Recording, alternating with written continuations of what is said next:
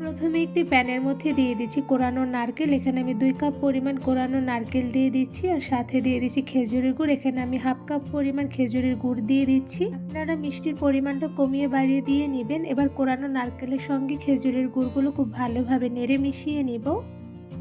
কোরানো নারকেলের সঙ্গে খেজুরের গুড়গুলো মিশিয়ে নেওয়ার সময় চুলার আঁচটা একদম মিডিয়াম টু লোতে রেখে মিশিয়ে নিতে হবে। এই পর্যায়ে এর মধ্যে দিয়ে দিচ্ছি সামান্য পরিমাণে পানি, এতে করে কিন্তু নিচে একদমই লেগে যাবে না। তো এই পর্যায়ে খুব ভালোভাবে নেড়ে মিশিয়ে নিচ্ছি। মিডিয়াম টু লো আছে খুব ভালোভাবে নেড়ে নিয়েছি। তো এই পর্যায়ে দেখতেই পাচ্ছেন খেজুরের গুড়গুলো কিন্তু একদম গলে গিয়েছে। তো এই পর্যায়ে আরও কিছুটা সময় নিয়ে আমি নারকেল কোরানোগুলো নেড়ে নিচ্ছি। এখানে দেখতেই পাচ্ছেন পানিগুলো কিন্তু একদম শুষে গিয়েছে, সাথে কিন্তু অনেকটা পরিমাণে আঠালো ভাব চলে এসেছে। তো এই পর্যায়ে আমি খুব ভালোভাবে নেড়ে নিব। নারকেলের নাড়ু তৈরি করার সময় খেজুরের গুড়ের পরিবর্তে কিন্তু আপনারা চাইলে চিনিও ব্যবহার করতে পারেন। সেক্ষেত্রে কিন্তু খুব তাড়াতাড়ি আঠালো ভাবটা চলে আসে।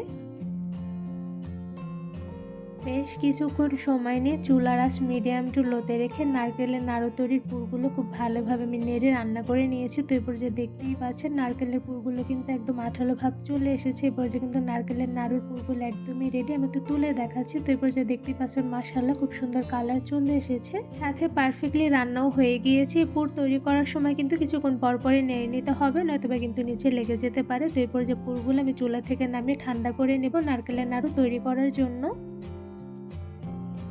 নারকেলের পুরগুলো হালকা গরম থাকা অবস্থায় নাড়ুগুলো তৈরি করে নিতে হবে, নয়তোবা কিন্তু নারকেল থেকে আঠালো ভাবটা চলে যেতে পারে। তো এরপর যে অল্প পরিমাণে পুর নিয়ে খুব সহজেই বড় সাইজের একটি নাড়ু তৈরি করে নিলাম। দেখতেই পাচ্ছেন মাশাআল্লাহ খুব সুন্দর হয়েছে।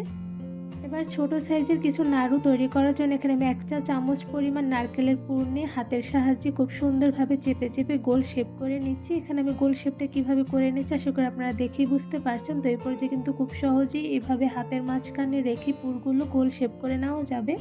এই তো খুব সহজেই ছোট একটি নাড়ু তৈরি করে ফেলেছে। আর দেখতেই পাচ্ছেন মাশাআল্লাহ নারকেলের নাড়ুগুলো দেখতে কিন্তু খুবই সুন্দর হয়েছে। এবার সেম ভাবে আরেকটি তৈরি করে নিচ্ছি। 1 চা চামচ পরিমাণ নারকেলের পুর নিলে সবগুলো নারকেলের নাড়ুই কিন্তু সেম সাইজেরই হবে। তো এই পর্যায়ে অল্প পরিমাণে হাতের তালুতে নারকেলের পুরগুলো নিয়ে খুব ভালোভাবে রাউন্ড শেপ করে গোল করে একটি নাড়ু তৈরি করে নিচ্ছি। এই তো খুব সহজেই নারকেলের একটি নাড়ু তৈরি করে ফেলেছি। এই নারকেলের নাড়ুগুলো দেখতে কিন্তু মাশাআল্লাহ খুবই সুন্দর হয়। এবার সেম ভাবে বাকি পুরগুলো দিয়ে নারকেলের নাড়ু তৈরি করে নিব।